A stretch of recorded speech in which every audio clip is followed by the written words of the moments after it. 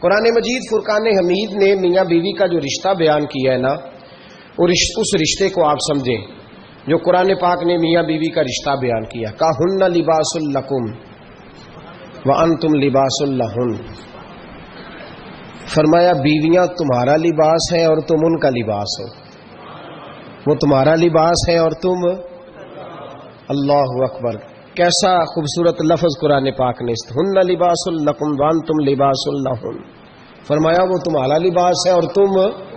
سمجھ آ رہی ہے نا جی بات کی؟ وہ تمہارا لباس ہے اور تم ان کا لباس ہو. تین خوبیاں تو ہر لباس میں ہوتی ہیں. تین چیزوں کے لیے لباس پہنا جاتا ہے. تین چیزیں، تین قسم کی آسائشیں لباس میں پائی جاتی ہیں. اس پر تو تمام مفسرین کا اتفاق ہے. سب سے پہلی چیز، لباس جو ہوتا ہے وہ بندے کو گرمی اور سردی سے بچاتا ہے. سخت سردی میں لباس لے لیں تو بندہ سردی سے بچ جاتا ہے. اس کا مطلب یہ ہوا کہ میاں بیوی ایک دوسرے کا لباس ہے. اگر بیوی کی طرف کوئی تکلیف آتی ہے تو میاں اس کو بچاتا ہے، اور اگر میاں کی طرف کوئی تکلیف آتی ہے تو عورت اس کو بچاتی ہے. میاں بیوی ایک دوسرے کا لباس ہے. لباس کیا کرتا ہے؟ لباس آدمی کے عیب چھپاتا ہے. اس کے وجود پر کتنے دھبے ہیں، کتنے نشان ہیں، وہ سارے چھپا لیتا ہے لباس. میاں بیوی ایک دوسرے کے عیب چھپانے والے ہوتے ہیں. عیب بتانے والے، رونا رونے والے نہیں ہوتے کہ بی بی جب بھی میکے گئی اس نے جا کے رونا شروع کر دیا. اتنی میں تانگو دوسرا ہے ہی کوئی نہیں. اور خامد صاحب جب بھی ملے انہوں نے ایک ہی راگ الاپنا شروع کر دیا کہ میری کیا بات تھی، مجھے مل کیا گیا ہے، میں کیا تھا، میرے ساتھ ہوا کیا ہے. تو لباس ہے، ایک دوسرے کا عیب چھپائیں گے. بولیے، ایک دوسرے کا عیب چھپائیں گے، ایک دوسرے کی غلطیوں کی پردہ پوشی کریں گے. اور تیسرا، لباس کا کیا مقصد ہوتا ہے؟ لباس شخصیت کا آئینہ دار ہوتا ہے. لباس آدمی کی اچھی اور خوبصورت طبیعت کا حصہ ہوتا ہے. جو لباس ہوتا ہے وہ انسان کو زینت بخشتا ہے، خوبصورت کر دیتا ہے. داڑھی والا آدمی ننگے سر پھرے تو خوبصورت نہیں لگتا. ٹوپی پہن لے تو بڑا پیارا لگتا ہے.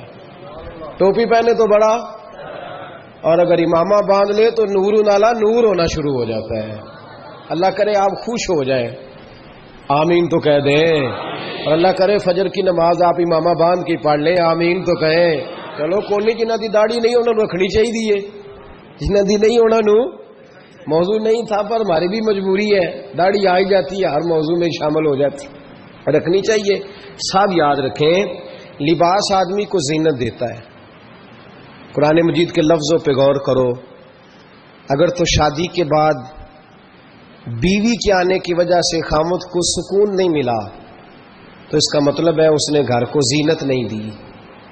اور اگر شادی کے بعد اس بچی کو تحفظ نہیں ملا، اس کو اپنے گھر کے اندر سکون نہیں ملا، تو اس کا مطلب ہے خامد نے اسے زینت، اس لباس نے زینت نہیں دی. میاں بیوی ایک دوسرے کا لباس ہے. اس مقدس رشتے کو اسلام نے باندھا، اور لباس کہہ کے باندھا. میرے رسول کریم علیہ الصلوۃ والسلام نے پہلے تو خارجی لوگوں کو منع کیا ہے. میری ذاتی رائے یہ ہے کہ میاں بیوی کی ذاتی لڑائی کوئی بھی نہیں ہوتی. ذاتی لڑائی، میری باتوں کی سمجھ تو آ رہی ہے نا آپ دوستوں؟ کوئی نہیں آ رہی؟ اللہ جزا دے. آپ میاں بیوی کی ذاتی لڑائی کوئی نہیں ہوتی. ہوتا پتہ کیا ہے؟ لڑکے سے پوچھیں کہ بتائیں جناب کیا حال ہے، تو کہتے ہیں بیوی میری صحیح ہے، اس کے گھر والے نہیں صحیح. سنا آپ نے بھی کبھی یہ لفظ؟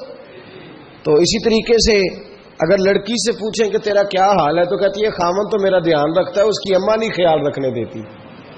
تو لڑائی جو ہوتی ہے وہ تیسرے آدمی کی وجہ سے ہوتی ہے. تیری اماں آئی تھی تو اس طرح کہہ گئی، تو تیرا بھائی آ گیا تھا تو وہ یہ کہہ گیا، تیسرے فرد کی وجہ سے. میرے نبی کریم علیہ الصلوۃ والسلام نے تیسرے بندے کو سمجھایا ہے، تیسرے فرد کو حضور نے سمجھایا ہے.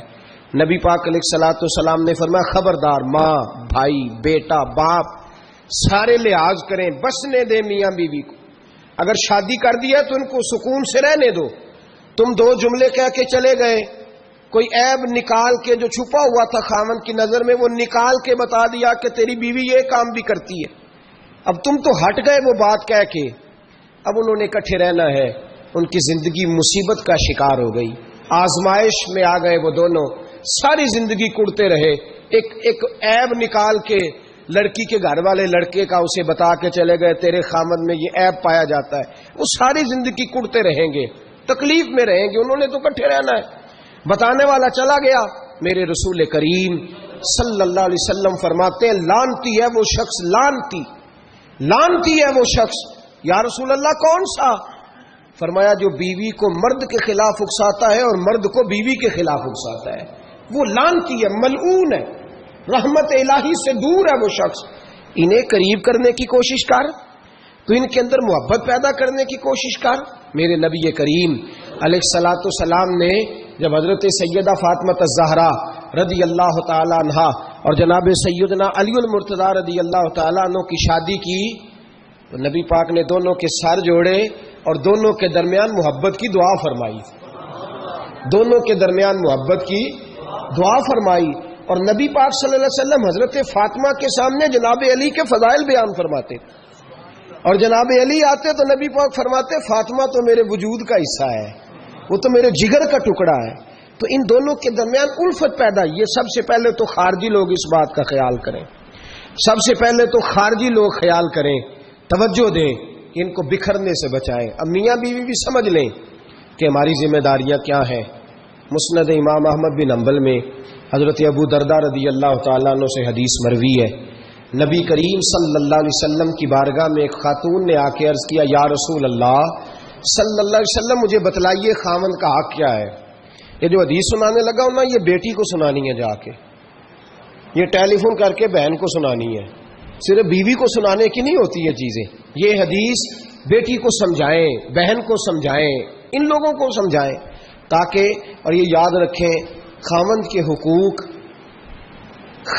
حقوق اگر بچی کے گھر والے اسے سکھائیں نا تو اس کی سمجھ میں جلدی آ جائیں گے، اور بیوی کے حقوق اگر خاوند کے گھر والے اس کو سمجھائیں تو اس کی سمجھ میں بات جلدی آئے گی، وہ خیر خواہ سمجھتے ہیں اپنے رشتہ داروں۔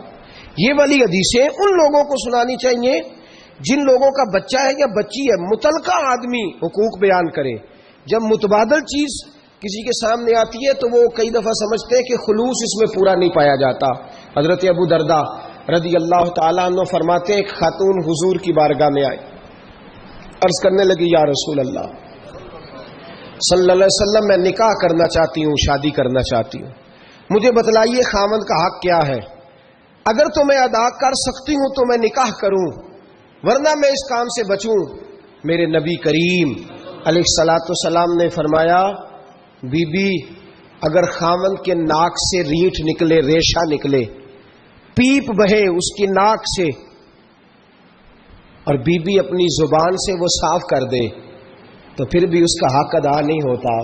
حضرت ابو درداء کہتے ہیں آنکھ کھول کے اس عورت نے دیکھا تو میرے نبی پاک نے اگلے جملے ارشاد فرمائے، حضور نے فرمایا تو ان باتوں میں حیرت کر رہی ہے، میں اگر خدا کے علاوہ کسی کو سجدے کا حکم دیتا تو میں عورت کو کہتا اپنے خاوند کو سجدہ کرے، میں اس کو کہتا یہ کام کرے۔